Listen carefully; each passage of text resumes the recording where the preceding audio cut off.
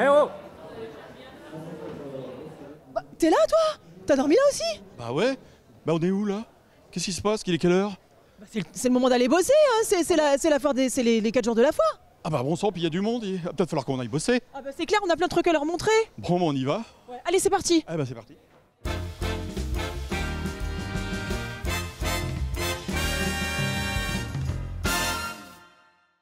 La foire du Mans, je vous l'ai dit, c'est aussi des spectacles, de la musique, des moments absolument enthousiasmants, géniaux. Et là, j'ai deux sublimes artistes devant moi. Bonjour, ça va bien? Ouais, ça va super. Alors, combien êtes-vous sur scène? Danseurs, chanteurs, comédiens, tout confondu, on est 17 sur scène, ouais. Et du coup, ça fait combien de temps que vous faites partie, vous, de l'histoire de cette aventure? Parce que ça a commencé en 2021, mais vous avez intégré cette aventure quand? Les deux, on a commencé dès le départ dans la production originale. Avec les répétitions, il y a eu des masterclass qu'on avait avant. Je crois qu'on a commencé en avril de mars 2021. Ouais, on sortait vraiment tout juste de Covid en fait. C'était d'ailleurs la première comédie musicale qui a ranké. C'est magnifique, parce qu'on voit que vous êtes super complices. Donc ça, c'est vraiment au sein de l'équipe, c'est comme ça que ça se passe.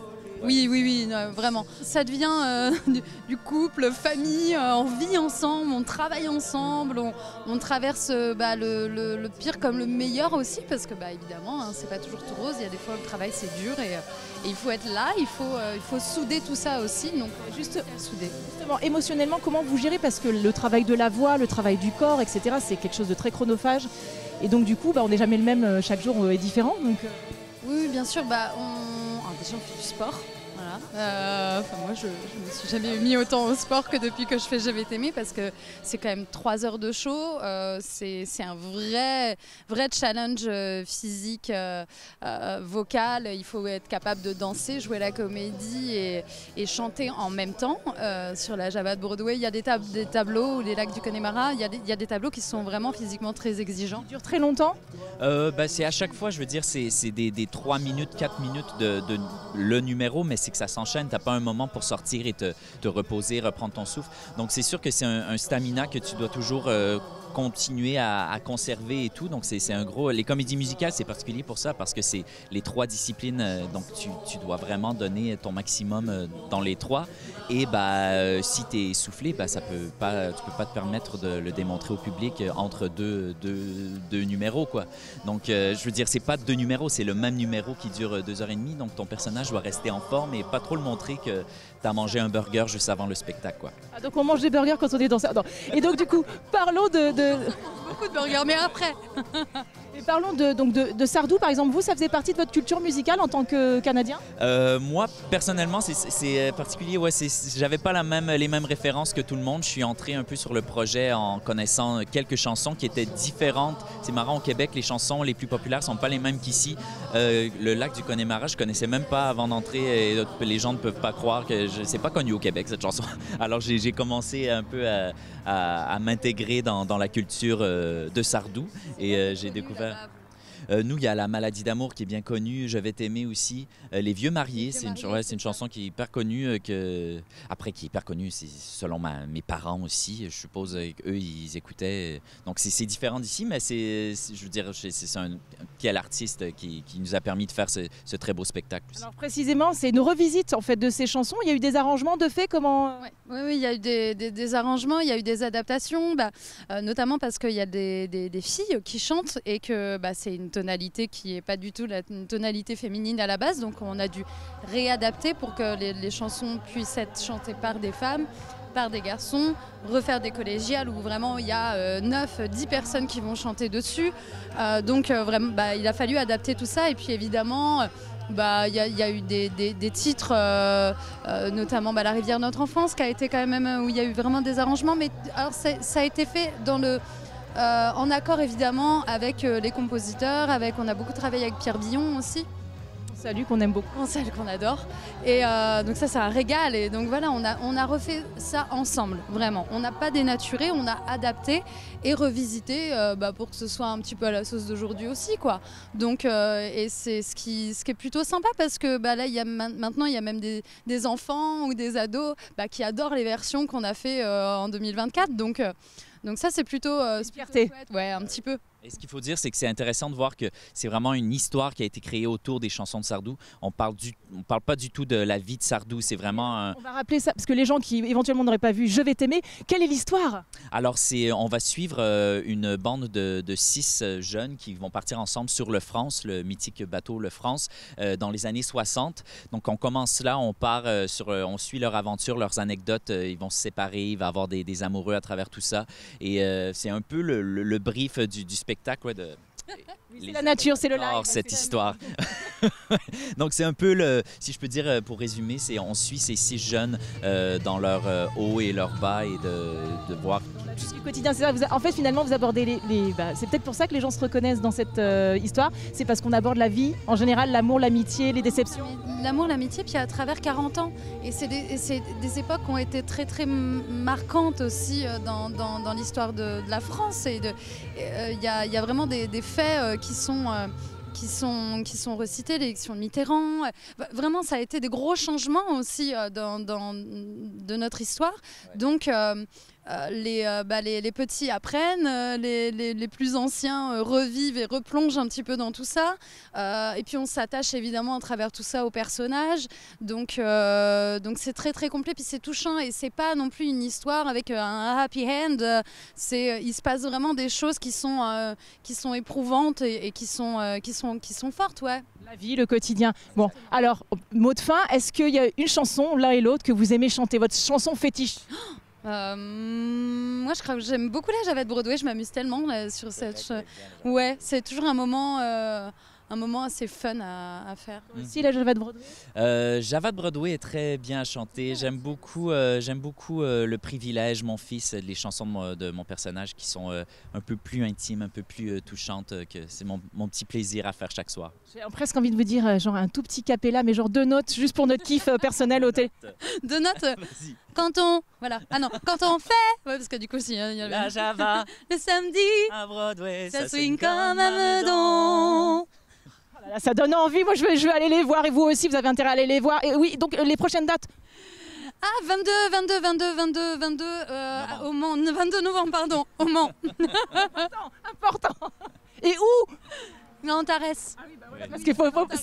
Ah oui, venez, non, c'est vraiment exceptionnel. Puis c'est là, vraiment là, on arrive, je crois que ce serait peut-être la dernière fois à Antares. Ouais, donc, bon, après on n'est jamais à la boum, ça fait, en fait on dit ça puis on revient, mais bon, là, actuellement, cette date-là est programmée, donc je vous invite vraiment tous à venir. Voilà. Très beau spectacle en famille, c'est un très beau moment à vivre ensemble. Bon, bah c'est génial, on va aller le vivre ensemble. Le 22 novembre, vous avez entendu, Antares. Génial.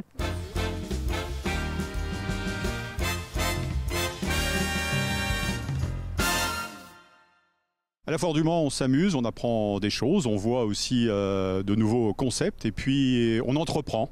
Et c'est l'occasion justement de venir ici au bus de l'entrepreneuriat avec Marion Rabu, qui est la chef de projet. Bonjour Marion. Alors est-ce que vous pouvez nous expliquer en quoi ça consiste ? Oui, exactement. Donc le bus de l'entrepreneuriat est un dispositif piloté par BPI depuis 2021 qui existe dans bien des régions en France et il a été développé sur la région sartoise depuis avril 2024. Donc c'est au total 60 dates qui sont programmées sur le territoire sartois. Nous rencontrons sur ces dates les porteurs de projets et les entrepreneurs déjà installés, issus des quartiers prioritaires et qui ont envie de donner un coup de pouce à leur projet. Donc nous sommes là pour les orienter et les guider dans les étapes de la création, du développement de leur entreprise. Alors donc c'est donc la première fois que vous venez ici avec le bus à la Foire du Mans. Exactement, c'est la toute première fois et nous sommes accompagnés par la préfecture de la Sarthe et par le Mans Métropole qui soutient ce projet. Alors quel type de projet tous les projets quoi en fait. On peut venir s'entretenir avec vous et vous présenter un projet, c'est ça, et après vous nous mettez en relation avec les gens ad hoc on va dire.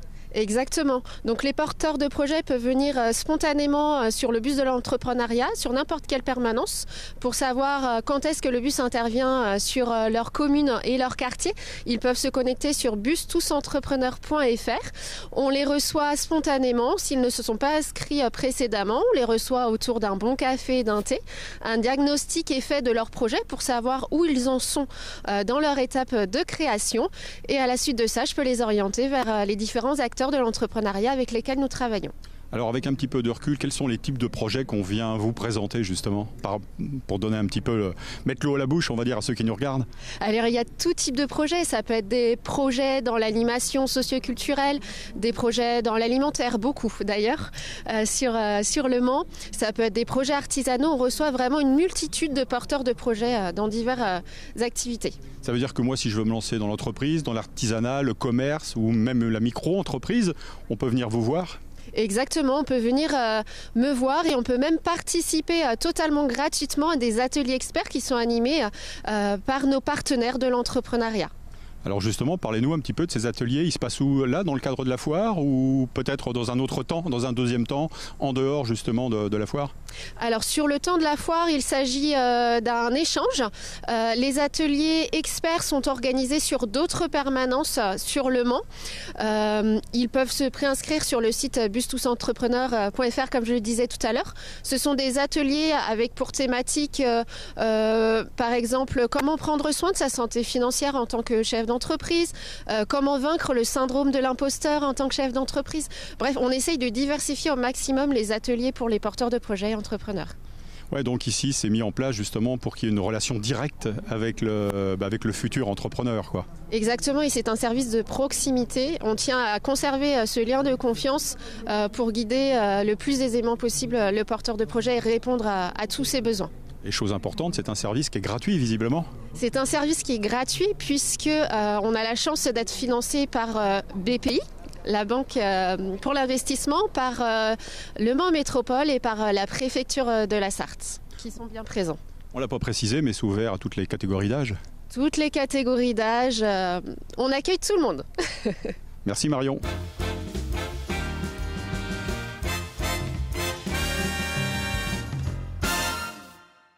On prend les mêmes et on recommence. Hier, on a rencontré Loïc qui nous a raconté un petit peu l'histoire de la compagnie, du premier spectacle que vous avez découvert, un spectacle lumineux puisque c'est leur spécialité. Aujourd'hui, on va s'attarder sur un spectacle, c'est presque une exclusivité pour nous ici au Mans, puisque ce spectacle n'a été joué qu'une seule fois à 7. Bonjour, enfin rebonjour, oui, bonjour Loïc. Bonjour. On n'a pas dormi ensemble, donc bonjour Loïc. Malheureusement. Alors Loïc, c'est la même équipe, c'est les mêmes artistes? C'est complètement une autre équipe, ouais. Ah, très bien. Alors nous, on a énormément de spectacles et comme je vous avais dit hier, on est très nombreux et en fait, il y a toujours une team par spectacle. Très bien. Donc là, ils sont combien aujourd'hui? Ils sont 16. Ah, 16. Très bien. Ils sont tous arrivés ce matin. Et voilà, donc c'est une toute autre équipe, un tout nouveau spectacle. Et alors justement, faites-nous rêver, parlez-nous de l'histoire. Qu'est-ce que l'histoire? Alors l'histoire, je me suis attaché à un nom sur cette création. D'habitude, je pars sur des visuels et puis après, j'amène un nom. Là, je suis parti d'un nom qui était légendaire. Et j'ai cherché un petit peu dans toutes les histoires et dans tout ce que je pouvais trouver, quel était l'animal le plus légendaire qu'on puisse trouver un petit peu dans toutes les fables, dans toutes les traditions. Dans toutes les traditions du monde. Et puis en fait, je suis tombé sur le renard polaire qui a en Islande créé les aurores boréales en bougeant sa queue. Au Japon, serait un gardien des temples. Chez les Amérindiens, serait maître du feu. Et j'en passe et des meilleurs parce qu'il y en a énormément. Et donc je me suis dit, tiens, pourquoi pas faire cette histoire de renard polaire. Donc l'histoire, c'est toute une transhumance, on va dire. Voilà, c'est comme une espèce de transhumance de tous ces animaux qui viennent, qui se déplacent. Alors on a voulu amener un petit côté changement climatique, puisque c'est des animaux qui vivent sur les banquises polaires. Vous sensibilisez. En fait, derrière chacun de vos spectacles, il y a un message en filigrane pour sensibiliser les gens. Toujours. Alors, c'est pas forcément appuyé du point, mais en tout cas, c'est une petite signature qui nous permet d'écrire et nous permet de chorégraphier les spectacles. Ouais. C'est beaucoup autour de la nature, j'ai l'impression, donc de l'écologie, parce qu'hier, c'était les cerfs, donc les cerfs, l'humanité, enfin, il y a quand même quelque chose d'organique. Alors, on n'a pas que ça dans la compagnie, mais c'est vrai qu'on a aussi un spectacle qui s'appelle Abyss, c'est des poissons. On a aussi un spectacle avec des ours géants qui s'appelle Gueule d'ours. On a un spectacle qui s'appelle L'Envol avec des oiseaux. Donc vous voyez, donc vous êtes bien, vous êtes très animalier, très nature.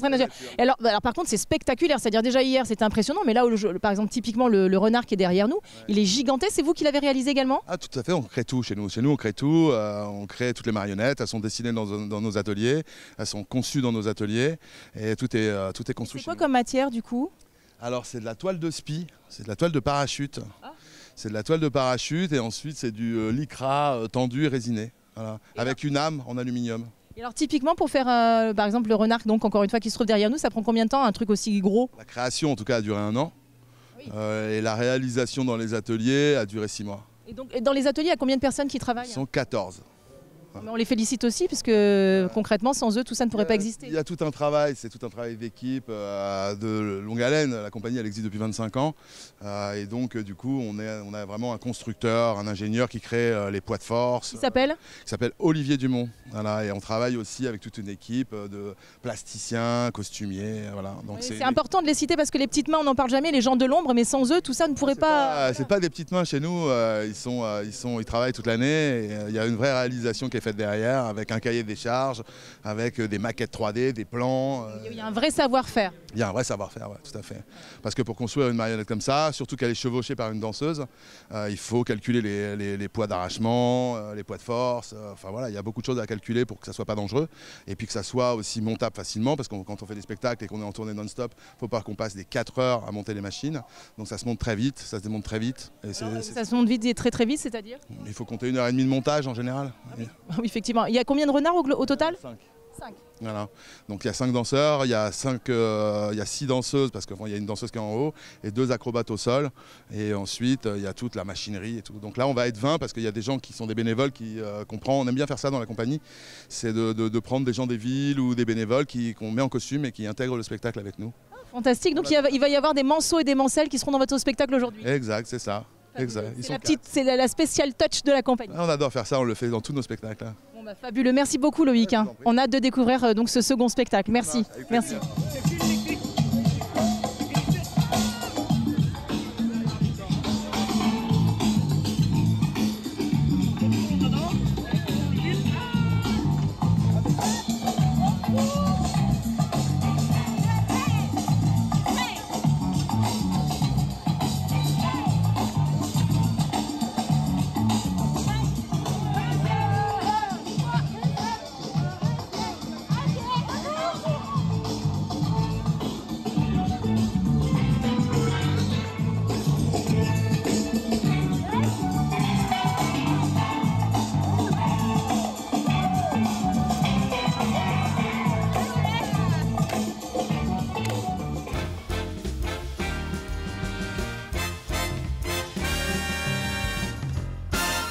Si la Sarthe est mondialement connue pour ses 24 heures du Mans notamment, on le sait aussi, la Sarthe est un paysage bigarré, vallonné, avec beaucoup de ressources et beaucoup de belles choses à voir.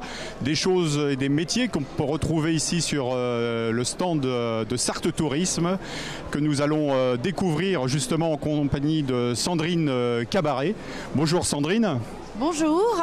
Alors est-ce que vous pouvez nous présenter un petit peu les différents métiers ou activités qui sont présentes ici dans le cadre de la Foire du Mans ? Bien sûr. Alors là, vous êtes sur le stand de Sarthe Tourisme. Effectivement, de présent, vous avez 11 prestataires diversifiés, pas que du tourisme, mais des associations. Vous avez la Comédie Le Mans, vous avez des espaces games où ils font vraiment une animation avec des énigmes à détecter avec des valises. Vous avez également un taillandier qui est présent et également Scribe des Bois. C'est les reliures, une personne qui relie les anciens livres qui en refait un nouveau. Après, vous avez des fermes aussi, la ferme qui est présente avec le domaine de Pêcheret également, et une association qui est reliée avec le domaine de Pêcheret avec des personnes en handicap où ils le refont avec des structures recyclables, des pochettes, des petites trousses pour n'importe qui et qui les vendent aussi. Voilà, donc je vous présente plusieurs types de prestataires. Parce que l'objectif chaque année, justement, c'est de montrer la diversité de cette richesse qui fait la force de la Sarthe. On parle souvent d'un faire-savoir, mais il y a surtout un savoir-faire. Exactement, tout à fait. Il y a ce savoir-faire qu'on met en avant et qu'on aimerait que les gens puissent découvrir ici à la foire sur le stand de Sarthe Tourisme. Alors bon, il va y avoir beaucoup de monde, il y a des métiers, il y a des activités qui sont plus ou moins justement attractives. Tout à fait, bien sûr. Vous avez une personne qui est dans la marqueterie. C'est de la paille de seigle qui transforme des boîtes très très jolies. Vous allez voir ça et c'est très très original. Bon, on invite tous les visiteurs à venir vous rendre visite ici dans le Hall B, je crois. Oui, nous sommes dans le Hall B, donc un stand Sarthe Tourisme avec des prestataires tout diversifiés. Merci Sandrine. On va partir justement à la rencontre de ces stands ici sur la place de Sarthe Tourisme. On va justement rencontrer Sandrine, que l'on vient de voir bien évidemment, la marqueterie de paille justement avec Françoise Tachot. Bonjour Françoise. Bonjour. Alors est-ce que vous pouvez nous parler de l'activité que vous réalisez, parce qu'on vous voit travailler ici sur le stand? Eh bien écoutez, c'est une activité qui est très ancienne, qui remonte à plusieurs siècles et donc était réalisée par des gens qui avaient beaucoup de temps, donc les religieux notamment, les banards, et ça demandait très peu de... c'était peu onéreux, la paille était disponible un peu partout, donc on réalisait même des meubles, des beaux objets, mais c'est tombé en désuétude pendant un certain nombre d'années, très longtemps, et ça revient à la mode depuis ces dernières années. Donc j'ai créé un atelier. C'est une association? C'est au sein d'une association qui est située à la chapelle Saint-Aubin, les Amis de Saint-Christophe. Donc je fais un atelier, on se réunit pour réaliser des écrins, C'est des belles boîtes, dites-moi. Des belles boîtes, tout à fait. Il faut beaucoup de patience. C'est pas compliqué, mais il faut de la patience. C'est vraiment un travail de... Il faut du temps. Et donc alors vous vous réunissez de façon hebdomadaire pour... Donc tous les vendredis matins, on se réunit, on est 8 dans l'atelier. Il ne faut pas être trop nombreux, mais c'est très, très paisible. C'est une ambiance très, très paisible. Ça demande beaucoup de lenteur, de patience et de précision. Merci. Merci Françoise et bravo en tout cas. Voilà, quand on vous parlait de savoir-faire, on peut dire que ce genre d'atelier illustre parfaitement ce que l'on sait faire en Sarthe. Et puis, au gré justement de nos pérégrinations sur ce stand, on va également parler du moulin du Roveau, basé à Oisé-sur-Sarthe, avec Anne-Sophie Defrine. Bonjour. Bonjour. Alors, présentez-nous un petit peu cette activité, ce lieu. Alors la ferme pédagogique, c'est une ferme où on recueille tous les animaux dont personne ne veut. Donc vous avez des animaux vieux, non productifs, malades, handicapés, et donc on leur offre une retraite bien méritée, paisible. C'est un peu l'EHPAD de tous les animaux de la ferme. Et toutes sortes d'animaux, bovins, ovins Alors oui, caprins, on a de tout, les chevaux, les ânes, tous les volatiles de la ferme, tous les animaux qu'on est en capacité de soigner nous-mêmes, avec l'aide bien sûr des vétérinaires, parce qu'on a des vétérinaires sanitaires sur la ferme. Mais voilà, vous ne trouverez pas d'éléphants ou de girafes à la ferme pédagogique. Alors pédagogique, ça veut dire que les gens peuvent aussi venir? Oui, alors les gens peuvent participer à des ateliers au niveau de la ferme. L'avantage des animaux, c'est qu'on nourrit tous nos animaux à la main. Donc quand vous venez à la ferme, vous allez aussi bien nourrir le canard que la vache à la main. Donc vous interagissez avec tous les animaux. Vous avez aussi des jeux éducatifs, puisqu'on accueille des scolaires. Et donc on a mis des jeux sensoriels et visuels pour que tous les âges trouvent un intérêt ludique à la ferme. Il y a également des petites enquêtes policières. Donc en fait, vous avez des énigmes, un peu une escape game à faire à la ferme. Et donc vous apprenez sur les animaux en vous amusant. Combien d'animaux aujourd'hui sont recensés sur le site? Alors aujourd'hui on en a 144. Alors ça évolue beaucoup parce qu'on a beaucoup de vieux animaux, donc on sait qu'on a beaucoup de décès, notamment en fin de période d'hiver. Mais on arrive à se faire une raison en disant un animal qui perd, à qui on a offert une bonne retraite, fait un animal qui entre et qui est sauvé potentiellement des abattoirs ou d'un abandon. Ou des zoos peut-être, non? Alors on travaille en parallèle avec les zoos, puisque effectivement, que ce soit des particuliers ou des zoos, ou même des structures comme les agriculteurs, ils ont à cœur leurs animaux et des fois ils se sont pris d'affection pour un animal avec lequel ils ont travaillé toute leur vie et malheureusement ils ont quand même une productivité à assurer et c'est difficile de se séparer d'un animal avec qui on a travaillé toute sa vie et nous on leur offre une solution pour leurs vieux animaux chéris on va dire. Alors le moulin du Roveau à Oisé, c'est ouvert tous les jours, presque de la semaine? Alors on est ouvert en visite les mercredis, samedis et dimanches de 14h à 18h, donc vous pouvez venir en visite et tous les matins sur inscription de 10h à midi pour le nourrissage des animaux. Et on sera ouvert pendant toutes les vacances scolaires tous les jours. Anne-Sophie, merci beaucoup. Merci à vous. Merci. Voilà, on parle toujours dans le caritatif notamment, puisque là on passe devant le stand du domaine de Pêcheret où, comme vous le savez, le domaine de Pêcheret se diversifie chaque année. Bonjour. Bonjour. Alors, est-ce que vous pouvez nous parler justement des activités multiples aujourd'hui, parce qu'il y en a de plus en plus sur le domaine? Donc là, je vais en profiter donc, pour le parc. Donc, à cette période, donc, nous sommes ouverts donc, le mercredi et le week-end. Et nous allons être ouverts donc, tous les jours pendant les vacances scolaires donc, d'octobre avec des activités donc, qu'on proposera justement sur ces vacances pour la période donc, des vacances d'Halloween. Et puis, je crois qu'il y a une nouvelle activité dont vous allez nous parler. Oui, tout à fait. Donc là, depuis peu, donc depuis un an environ, nous avons donc un nouvel atelier sur notre ESAT. Donc c'est l'atelier couture. Voilà, où c'est également donc les personnes en situation de handicap donc qui font de la couture. Donc avec du tissu complètement recyclé, donc en fait du tissu qu'on nous a donné, etc. Voilà, donc vous pouvez voir juste à côté. Voilà. Merci. Merci. Donc le domaine de Pêcheret, donc un lieu que beaucoup de Sartois connaissent bien évidemment, puisque c'est un domaine où les animaux sont rois et que chacun prend du plaisir à visiter chaque année, de la même manière que nous sommes ici sur le stand, faut-il le rappeler, de Sarthe Tourisme, où on va passer aussi à un métier de bouche, pourquoi pas, puisque nous abordons maintenant le stand de la ferme de l'Auberdière où l'on vend des glaces. Bonjour, comment vous vous appelez? Bonjour, alors je m'appelle Emma de Micheli. Donc je suis apprentie pour la ferme de l'Auberdière au niveau des glaces. Parce qu'on fabrique des glaces toute l'année à la ferme de l'Auberdière? Oui. Alors oui, c'est ça du coup toute l'année. Et l'hiver, du coup, on fabrique aussi les bûches, les gâteaux glacés pour Noël et pour les fêtes de fin d'année. Où est-ce qu'on trouve la ferme de l'Auberdière? Dans quel village sartois? Alors la ferme de l'Auberdière, elle se trouve à Montaillé, donc c'est entre Saint-Calais et Bouloire, donc dans un petit village. Alors pourquoi ce sont les meilleures glaces du monde? Alors du coup nos glaces elles sont faites à la ferme, donc avec le lait de nos vaches et la crème que l'on fait nous-mêmes.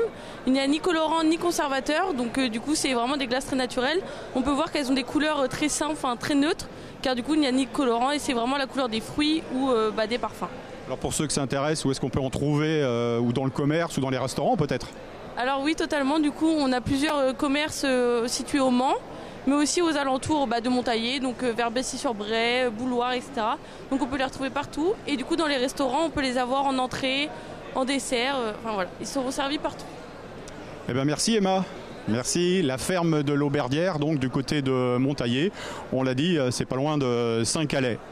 Métier de bouche, la glace. On va passer maintenant à l'artisanat, un métier un peu spécial dont va nous parler ce monsieur... richement et distingué, on va dire, vêtu. Bonjour, comment vous appelez? Bonjour, je suis Pascal Turpin.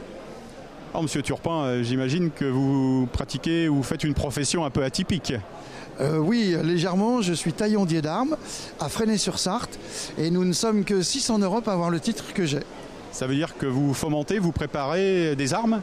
Ça veut dire que oui, en l'occurrence pour les épées. C'est pour ça que nous ne sommes que 6, parce qu'on remet les épées et on fait une investiture dans les églises. Et donc pour investir dans une église, parler dans une église, nous sommes reconnus par le Vatican. Ah, d'accord. Et c'est une vocation ou c'est un métier que vous avez appris après sur le tard, on va dire? Oui, c'est un métier que j'ai appris sur le tard. Avant, j'étais secrétaire privé de milliardaire. Donc voilà, j'ai dû changer de métier par rapport à mon histoire personnelle. Et pourquoi Fresnay-sur-Sarthe? Parce qu'il est une petite cité de caractère, faut-il le rappeler. Exactement. J'ai eu la chance de rencontrer Madame la maire.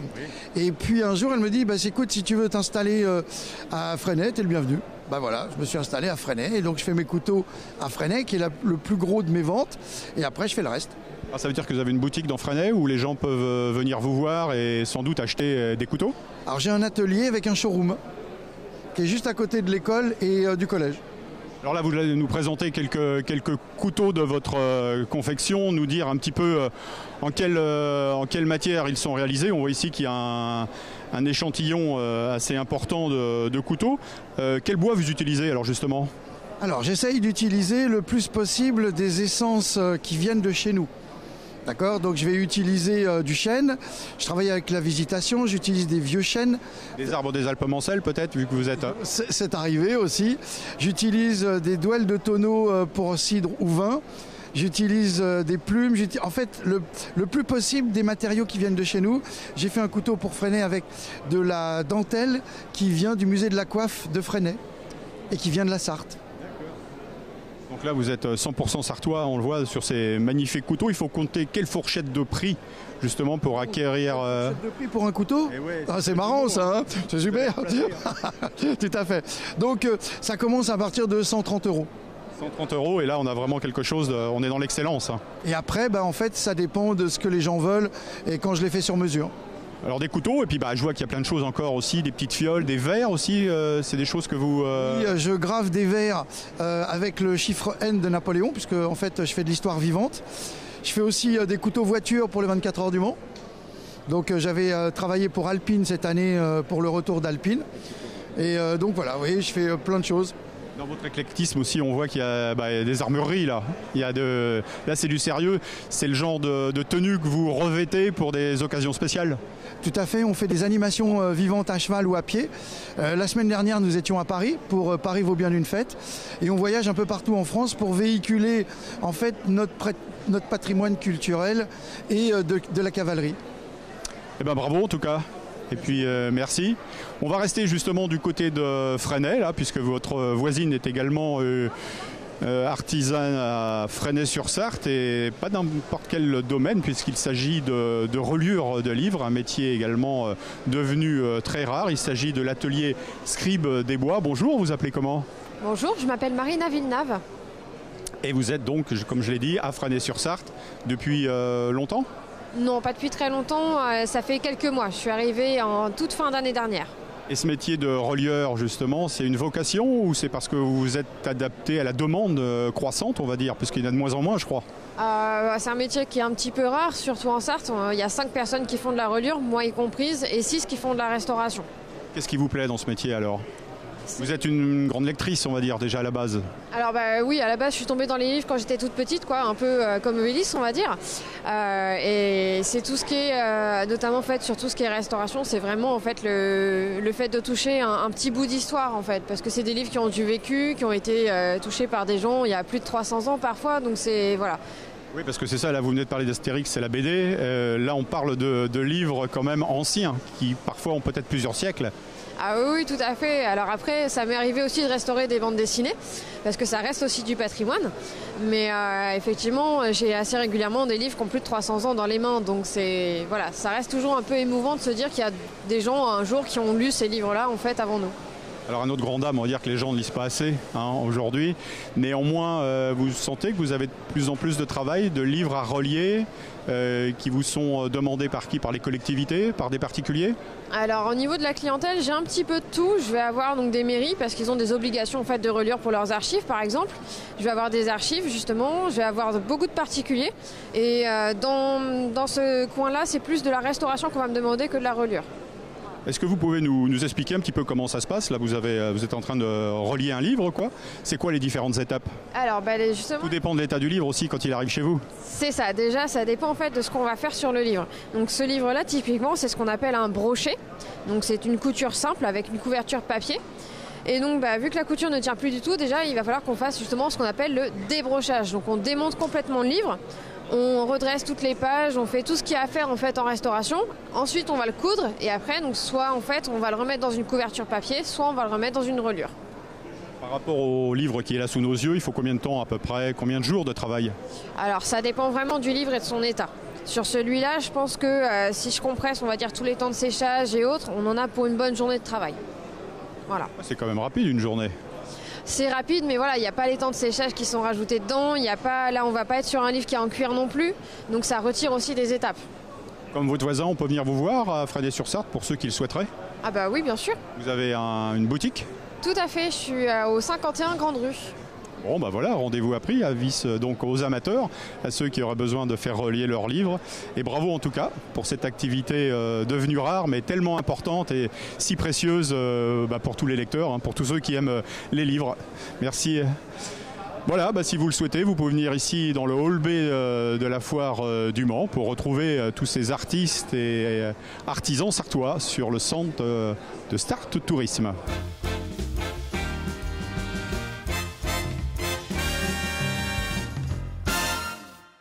Ce matin, on va parler de transmission. Je viens de retrouver Robert Chauvin. Robert Chauvin qui est le secrétaire de l'outil en main. Bonjour Robert, ça va bien? Bonjour, ça va très bien, merci. Oui. Alors Robert, expliquez-nous ce qu'est l'outil en main. Alors l'outil en main, c'est une association qui permet aux bénévoles artisans des métiers de transmettre leur savoir sur les mains des enfants. On va dire ça comme ça. Donc les enfants qui viennent à cette association le mercredi après-midi, viennent 2 heures le mercredi après-midi et passent dans les 10 ateliers que nous avons dans l'outil en main. Et nous sommes situés au CFA du bâtiment. Voilà. Et donc, c'est ça, il faut préciser que ce sont des métiers du bâtiment. C'est des métiers du bâtiment, mais nous avons aussi une autre antenne, c'est les métiers de bouche aussi également. Oui, également. Donc ça représente combien de formateurs au total? Eh bien, formateurs, on est à 28, on va dire ça, qui sont sur le terrain, 28, plus 2 métiers de bouche. Très bien. Donc uniquement au Mans ou vous rayonnez sur toute la Sarthe? Uniquement au Mans, voilà. C'est d'où l'appellation l'outil en main Le Mans Centre. Voilà.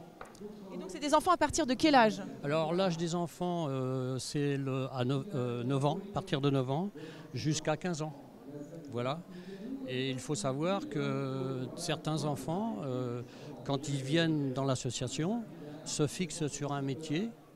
Et ces enfants-là sont mis sur un métier particulier qu'ils ont désigné, qu'ils ont choisi. De ce fait, ils peuvent rentrer en apprentissage parce qu'ils sont dans l'âge de 15 ans.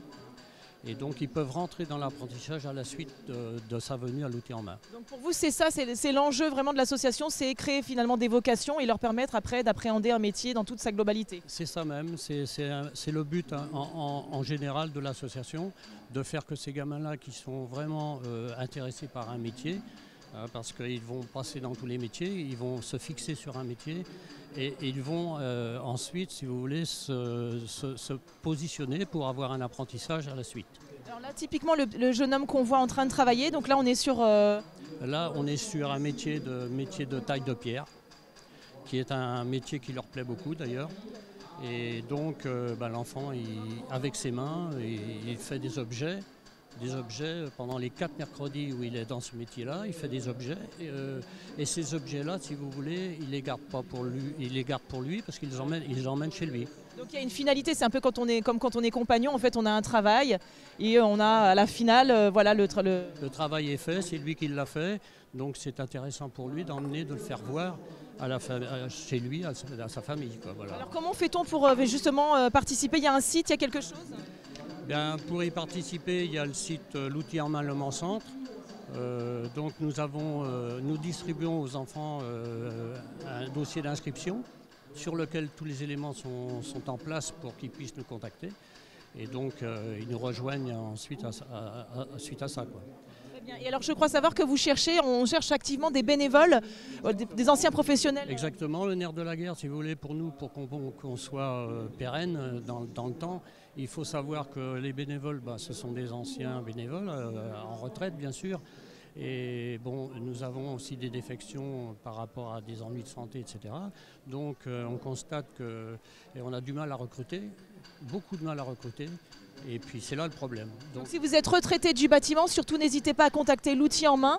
On a vraiment besoin de forces vives comme vous qui avez un vrai savoir-faire pour transmettre à la nouvelle génération. Voilà, c'est ça exactement. Et puis c'est génération.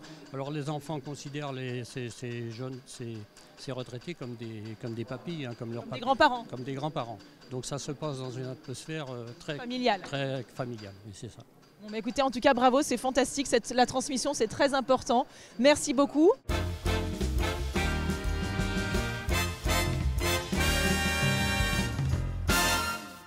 Alors nous sommes sur le stand de l'Office du tourisme. Je suis perdue, je suis avec Isabelle Léon Robin, donc, qui est chargée de promotion justement de l'Office du tourisme du Mans. Tout à fait. Le Mans Métropole, tout à fait, merci. Alors on va rappeler quelques petits chiffres à nos téléspectateurs et téléspectatrices par rapport à notre ville, puisqu'a priori on est une destination très touristique. Oui, le Mans Métropole fait partie et la première destination touristique de la Sarthe, avec plus de 4 millions de nuitées, d'après les chiffres 2023, et avec plus de 2 millions de touristes qui sont venus au Mans. Alors on inclut bien entendu non seulement les sites culturels, mais aussi les manifestations culturelles, les événements qui se sont déroulés tout au long de l'année. C'est qu'il y en a qui s'en passent des événements tout au long de l'année. Et justement, alors là, il y a une petite urne qui interpelle mon œil. Devenez habitant, acteur de votre territoire. Alors là, il faut que vous m'expliquiez tout, Isabelle. Oui, je vais essayer de vous synthétiser l'ensemble. Donc, devenir habitant acteur, c'est-à-dire que c'est promouvoir la ville.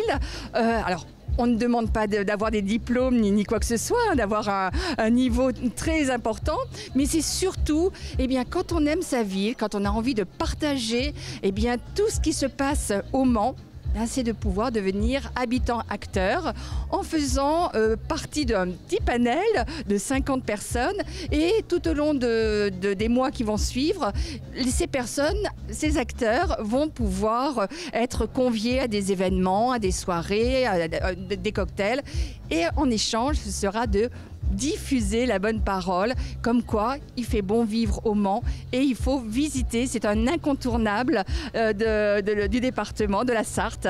C'est fabuleux. Mais alors donc c'est tout simple, là je voyais marqué chéquier, donc en fait c'est quoi, non, rien à voir? Alors là non, ça le chéquier avantage, c'est pour permettre de participer, enfin de bénéficier de réductions, d'événements malins, par exemple dans un restaurant qui fait partie, qui est partenaire de ce chéquier, peut effectivement réaliser une réduction ou un apéritif offert ou un cocktail offert. C'est vraiment pour inciter les personnes à connaître les bonnes adresses et puis ensuite à dire autour de ces personnes de soi, venez à tel endroit, j'ai fait la découverte de... C'est fabuleux, voilà, il faut y aller. Et donc là, pour devenir acteur habitant, on remplit l'inscription et c'est tout. On plie et on met dans l'urne et ensuite, surprise. Voilà, mais c'est fabuleux comme programme. Alors n'hésitez pas à venir sur le stand de l'Office du tourisme, remplissez cette petite fiche d'inscription et peut-être que vous deviendrez habitant acteur de notre ville.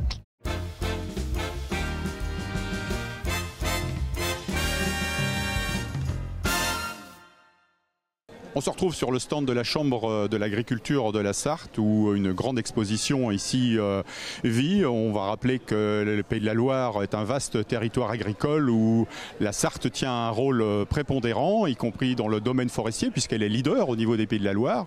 Avec Isabelle Leballeur, bonjour, vous êtes agricultrice à Prouillé-le-Chétif. C'est bien ça, bonjour.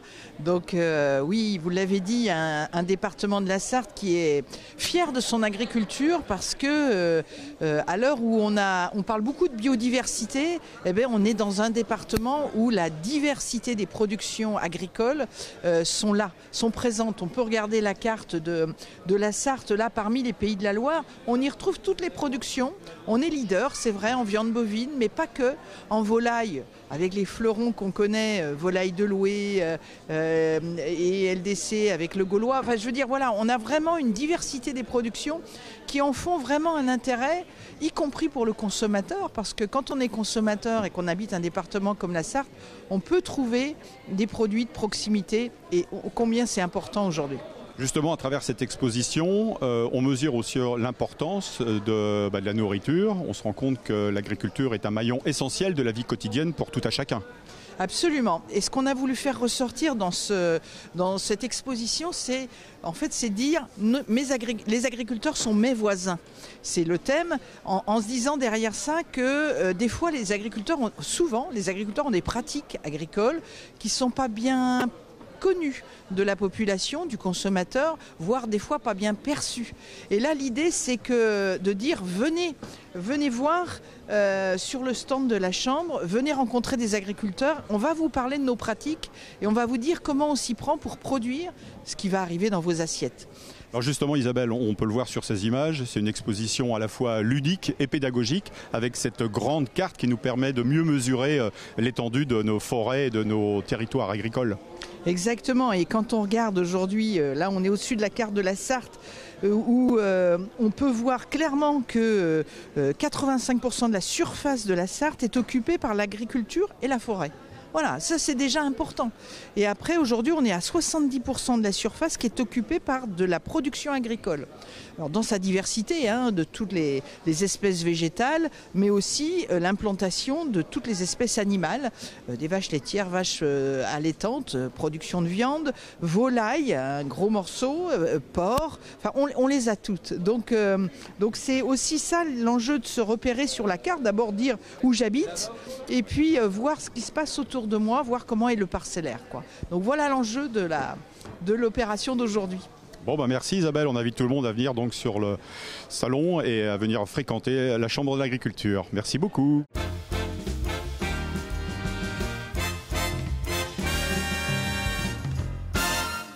La Foire du Mans, c'est également de la découverte, le savoir-faire sartois. Et donc là, je suis avec Stéphane Aubry. Stéphane, ça va bien?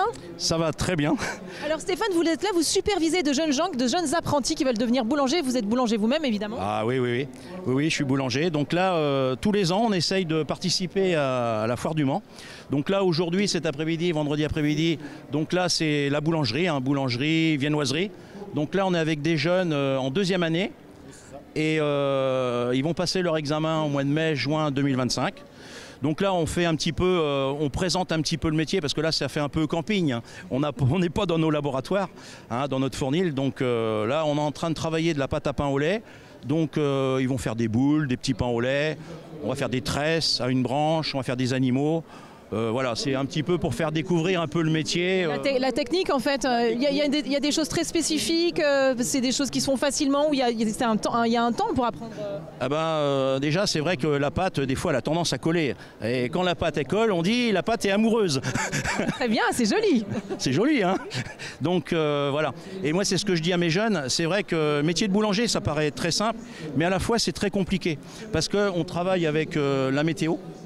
Vous voyez, là ce matin il faisait froid, donc on est obligé de jouer avec nos températures. Et en fin de compte, les boulangers et les boulangères, parce que là on aurait pu avoir des boulangères, c'est ce que je dis à mes jeunes, moi, on est les médecins de la boulangerie. Parce qu'on est toujours en train de surveiller nos pâtes, voir les surveiller, la fermentation, les températures. Évidemment, la qualité du pain ou des viennoiseries s'en ressent. Soit que ça va pousser trop vite, ou soit que ça pousse pas assez. Donc la fermentation. Quand vous dites ça va pousser, c'est-à-dire ça va lever, ça va pas lever. C'est ça, ouais. Alors, on est des néophytes. Oui. Alors la meilleure fermentation, c'est une fermentation très lente, très progressive. Et pour quelle raison? C'est les arômes du pain vont se développer peu à peu. Et donc là, on aura vraiment un pain qui va se conserver, qui aura du goût. Et puis même tout ce qui est viennoiserie, c'est la fermentation générale. Donc, par exemple, là en deuxième année, ils sont en capacité de faire quoi, par exemple, comme produit à maîtriser, je veux dire? Ils maîtrisent quand même pas mal de choses. Là, donc le jour de l'examen, ils ont 4 fabrications à faire. Donc ils doivent maîtriser le pain de tradition française, le pain courant, les viennoiseries, donc la pâte à croissant, la PLF, la pâte levée feuilletée qu'on appelle, des pains spéciaux. Et donc aussi le pain au lait, la brioche. Et puis on travaille suivant aussi au moment des galettes, ils vont faire des galettes frangipane, des galettes briochées. Donc voilà, on travaille suivant le... C'est vraiment tout un art. Suivant les fêtes, voilà. Alors je m'adresse, là on a nos apprentis, les autres sont en pleine action. Comment on s'appelle? Mathias Freinet. Quel âge as-tu? 16 ans. Et alors pourquoi tu as choisi ce métier? Parce que c'est quand même un métier difficile, c'est un métier qui est chronophage. C'est parce que j'aimais beaucoup la boulangerie, je regardais la meilleure boulangerie de France et... j'ai toujours rêvé de gagner un jour cette émission et d'avoir ma propre boulangerie. Donc c'est ce qui a suscité ta vocation, mais il n'y a pas de parents qui sont dans ce domaine, il n'y a personne de la famille? Non, j'en faisais juste avec ma mère à la maison, mais sinon non, pas de famille qui fait de la boulangerie, rien. Pas de pâtisserie, pas de cuisine. Et donc là, tu es en deuxième année. Donc en deuxième année, ça veut dire que tu as ton examen, comme l'a dit Stéphane, donc au mois de mai. Donc comment tu travailles? Comment ça se passe? Vous êtes tout le temps à l'école ou vous êtes à mi-temps justement en boulangerie pour être dans la pratique? Non, on est 3 semaines dans l'entreprise ou 2, ça dépend. Et on est 1 semaine au CFA où on a un jour de pratique, où on voit le pain courant, le pain, la viennoiserie, qu'on appelle aussi la PLF comme mon prof l'a dit. Donc on parle de cuisson, quand vous êtes pour le côté technique, on parle des cuissons, on parle de comment travailler la pâte. Ouais, c'est ça, totalement. Quand il pleut, il faut plus cuire la pâte, donc il faut plus cuire le pain. Et quand il fait plus chaud, il faut aussi le cuire un peu plus, mais un peu moins. Et en fait, c'est souvent de la surveillance parce qu'il faut des chronos, faut Il faut être là, en fait, il faut être sur le coup. Oui, parce que si on oublie une patte, un peu pousser trop et faire de la mouise, ça va coller, ça va pas être beau au final. En tout cas, le but de ton apprentissage, c'est vraiment, tu veux avoir ta boulangerie, où ça d'ailleurs? J'ai pas trop d'endroits précis, j'aimerais en Sarthe, mais après si j'ai à Angers ou plus loin encore, ça me dérange pas de partir plus loin pour avoir une boulangerie, pour gagner ma vie. C'est super, en tout cas bravo pour cet engagement, parce que c'est un vrai engagement pour essayer de maîtriser ce savoir-faire, bravo.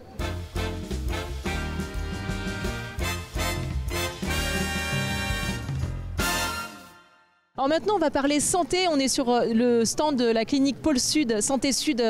Voilà, je viens de retrouver Antonin Carpentier. Antonin Carpentier, donc, qui est cadre sage-femme. Qui êtes-vous, Antonin?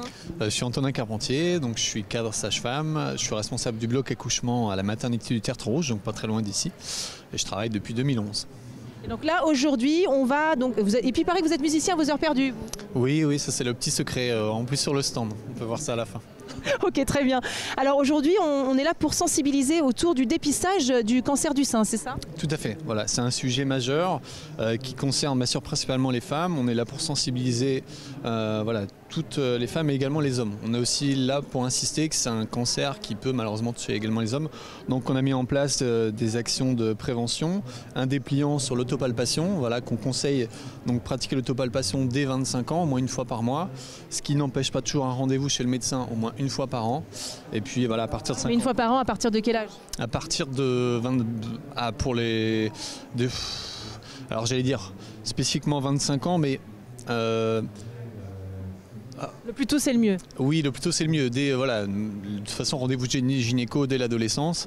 Et après, s'il y a des cas familiaux de cancer, évidemment, il y a un rendez-vous.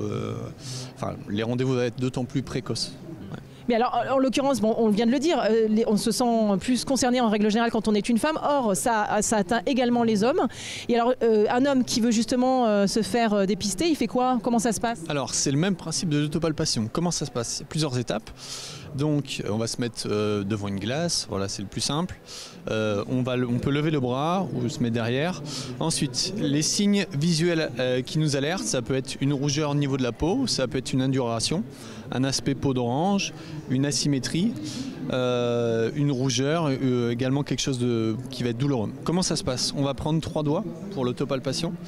Ensuite, on va appuyer et faire des mouvements circulaires. On part de la zone sous l'aisselle et on va manipuler sur tout le sein jusqu'au sternum. Ce qui doit nous alerter, comme sur ce mannequin ici, on sent une petite boule sous les doigts. Donc là, c'est vraiment également un premier signe d'alerte. La boule, elle est flexible, elle est mobile. Voilà, c'est pas quelque chose qui est trop inquiétant, mais pour autant, il faut consulter. S'il n'y a pas de rendez-vous de pris, il faut le faire. Et puis après, ici, sur ce mannequin-là, on peut avoir vraiment quelque chose de beaucoup plus inquiétant. On a une boule qui est dure, qui est extrêmement rigide, qui ne bouge pas à la mobilisation. Donc là, c'est vraiment... Il faut aller consulter de toute urgence.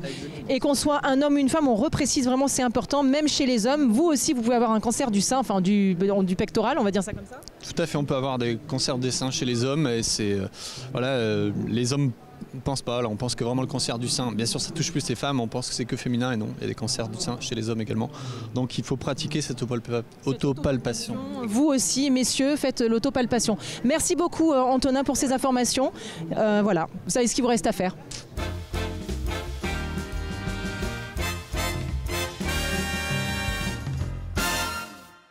Voilà, on se retrouve sur le stand de l'armée de terre avec l'adjudant-chef Guillaume Dupont. Bonjour. Bonjour. On peut parler par les temps qui courent, évidemment, on parle beaucoup des forces armées. Vous êtes présent sur la foire pour parler de ce que vous faites, mais aussi parler de recrutement, j'imagine? Tout à fait, nous sommes là justement pour recruter et surtout informer les jeunes Sartois qui auraient des informations sur l'armée de terre.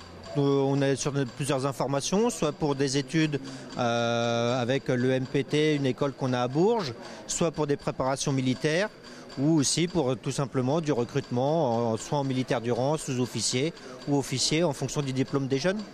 Alors entre le CIRFA où vous êtes, on va dire dans la semaine, rue du Docteur Leroy au Mans, et ici, il y a des jeunes qui font acte de candidature? Bien sûr, on a la chance en Sarthe d'avoir un gros bassin où les jeunes sont très intéressés pour les métiers de l'armée. Et donc on a beaucoup d'informations ou de jeunes qui recrutent, qui sont recrutés en Sarthe. En exemple, l'année dernière, donc sur l'année 2023, nous étions à 160 jeunes sartois qui nous ont rejoints dans l'armée de terre. Et quels sont les métiers les plus plébiscités, on va dire? Alors forcément, grâce au deuxième RIMA, tous nos jeunes viennent nous voir pour faire forcément de l'infanterie, mais nous recrutons sur différents domaines qui sont soit sur ce qu'on appelle de la branche combattante, ou même des métiers de soutien dans la logistique, des mécaniciens, des cuisiniers. On a vraiment plusieurs sortes de caractères de métiers différents. Dernière question, engagé, vous verrez du pays, c'est encore et toujours vrai? Tout à fait, tout à fait. Donc après, comme les jeunes demandent s'ils vont beaucoup partir à l'étranger, tout dépend de la géopolitique. Donc voilà, ça. Mais nous bougeons. Soit on va découvrir la France au minimum, soit différents pays étrangers. Et puis quand on rentre dans l'armée, on fait l'école de sous-officier, et puis si ça marche bien, on peut faire l'école d'officier. Tout à fait, tout à fait. Donc dès le début, en fonction des diplômes scolaires, on rentre soit sans diplôme à bac, on est sur du militaire du rang, bac à bac plus 2 sur du sous-officier, et après, au-delà de bac plus 3, sur de l'officier. Mais nous avons les concours en interne derrière qui peuvent permettre d'évoluer tout au long de la carrière. Merci Guillaume.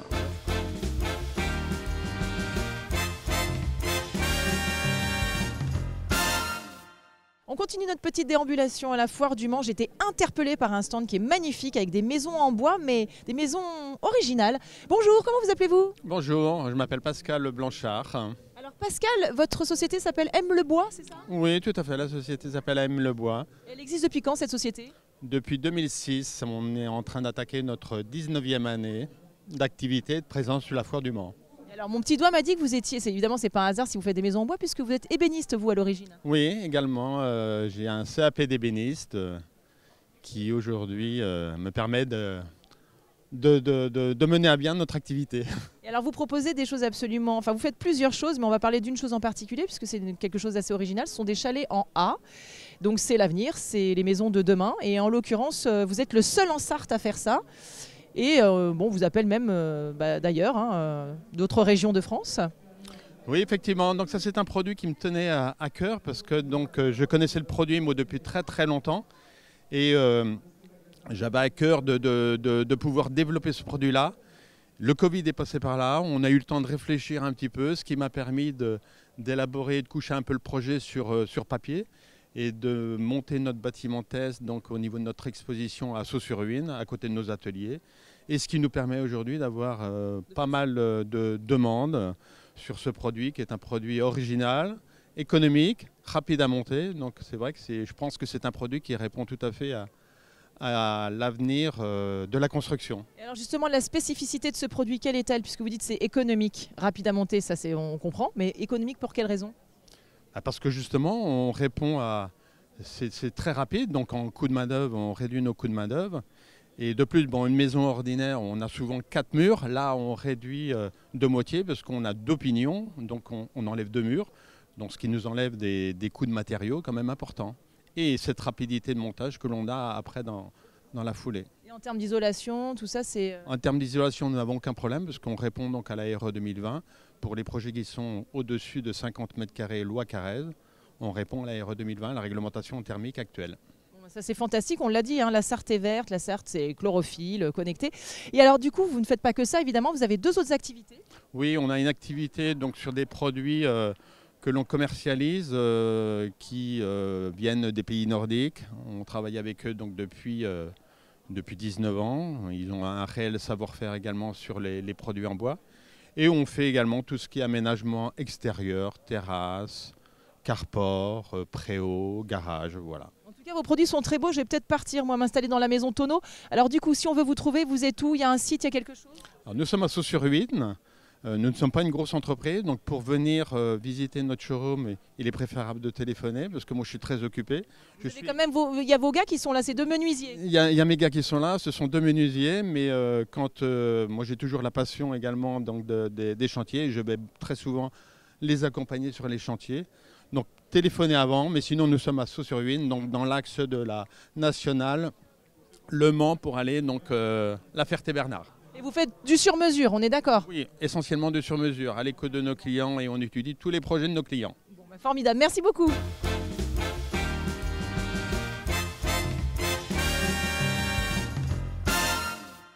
Bon bah voilà, cette immersion totale dans le monde de la foire du Mans touche à sa fin. Bah ouais, l'heure de la fin a sonné, ma chère Amanda. On va se quitter après avoir parcouru les allées et contre-allées de cette foire exhaustive. Hein. C'est vrai qu'il y a beaucoup de choses à voir, mais la fête continue. Oui, c'est toujours aussi riche. On espère que vous avez passé un aussi bon moment que nous. Nous, on s'est bien amusés. Alors j'espère que chez vous, c'est la même chose. N'hésitez pas parce que je crois que le soleil doit continuer à percer de mille feux ici sur Le Mans et sa foire. Impeccable. Puis quant à nous, on vous retrouve respectivement dans nos émissions. Plus belle Massart, évidemment, à ne rater sous aucun prétexte. Et ouais, tous les mardis soirs à 19h. Puis moi dans l'Infiltré, comme d'habitude, le mercredi. Et puis en attendant, prenez bien soin de vous. On vous embrasse très fort, non? Salut Amanda. Salut Bruno. À bientôt à tous.